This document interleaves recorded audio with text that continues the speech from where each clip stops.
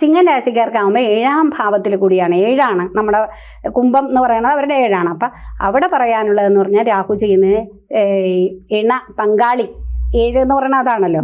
അപ്പം അവിടെ ഈ രാഹു വരുന്ന സമയത്ത് നമ്മൾ തീർച്ചയായിട്ടും ചെയ്യുന്നത് എന്താണെന്ന് വെച്ചാൽ ഒരു വിവാഹിതനാണെങ്കിൽ അയാൾക്ക് മറ്റൊരു പ്രണയം ഉണ്ടാകാം, അതായത് എക്സ്ട്രാ മെറിറ്റൽ അങ്ങനെയൊക്കെ വരാം, വരും എന്നുള്ളതാണ്. നമുക്ക് വേണമെങ്കിൽ ഒരു 99% പറയാം. പിന്നെ നമുക്ക് ഉപാസനയുള്ള ആള്, സത്യനിഷ്ഠയായിട്ട് പോകുന്ന ആള്, ഈശ്വര വിശ്വാസി, അങ്ങനെ ഇണയോട് ഞാൻ വിശ്വാസം കാണിക്കും എന്ന് ദൃഢനിശ്ചയമുള്ള ഒരാള്, അങ്ങനെയുള്ള ഒരാൾക്ക് ചിലപ്പോൾ ഇതൊന്നും ബാധിച്ചെന്ന് വരില്ല. അതാണ് ഞാൻ പറയുന്നത്. ഇങ്ങനെയൊക്കെ കാണുമ്പോൾ ശരിക്കും ഈ സെക്സിന് വേണ്ടി 7 അത് വേണ്ടി പ്രണയം അല്ല അവിടെ.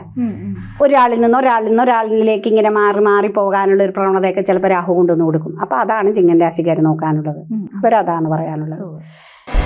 ജ്യോതിഷവുമായി ബന്ധപ്പെട്ട എല്ലാ വിശേഷങ്ങളും നിങ്ങളിലേക്കെത്താൻ ABC ജ്യോതിഷം സബ്സ്ക്രൈബ് ചെയ്യുക.